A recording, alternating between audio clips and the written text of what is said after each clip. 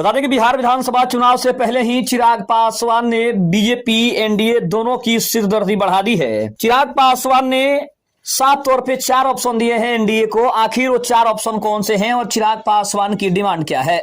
नमस्कार, मैं हूं संजीव और आप देख रहे हैं आप तक न्यूज। अगर आप हमारे चैनल पर नए हैं तो चैनल को जरूर सब्सक्राइब कर लें। बता दें कि बिहार विधानसभा चुनाव से पहले एनडीए में सीट बंटवारे को लेकर सहमति बनती दिखाई दे रही है। सूत्रों के मुताबिक जदयू को गठबंधन का बड़ा भाई मानते हुए बीजेपी उसे ज्यादा सीटें देंगी। हालांकि चिराग पासवान की पार्टी लोक जनशक्ति पार्टी ने 40 सीटों की मांग करके सबको असमंजस की स्थिति में डाल दिया है। एनडीए में बीजेपी और जदयू दोनों ही 100 से ज्यादा सीटों पर दावेदारी करेंगे, लेकिन जदयू को बढ़त दी जाएगी ताकि नीतीश कुमार की नेतृत्व करने की जो भूमिका है वो बरकरार रहे। वहीं चिराग पासवान की मांग ने इस समीकरण को और पेचीदा बना दिया है। जदयू उन्हें 20 से ज्यादा सीट देने के पक्ष में नहीं दिखाई दे रही है।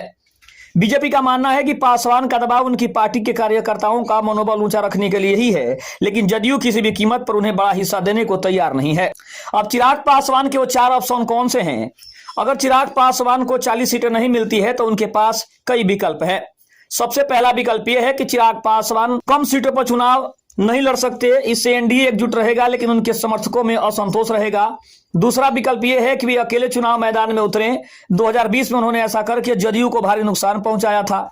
तीसरा रास्ता यह है कि वे राजद या महागठबंधन के साथ किसी तरह का तालमेल कर लें जिससे एनडीए को सीधा झटका लगे।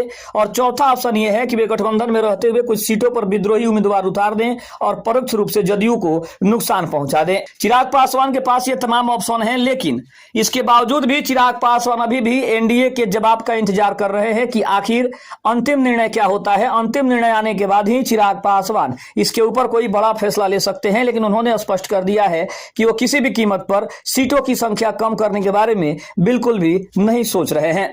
खबर कैसी लगी कमेंट में जरूर बताइएगा। तब तक के लिए धन्यवाद। जय हिंद, जय भारत।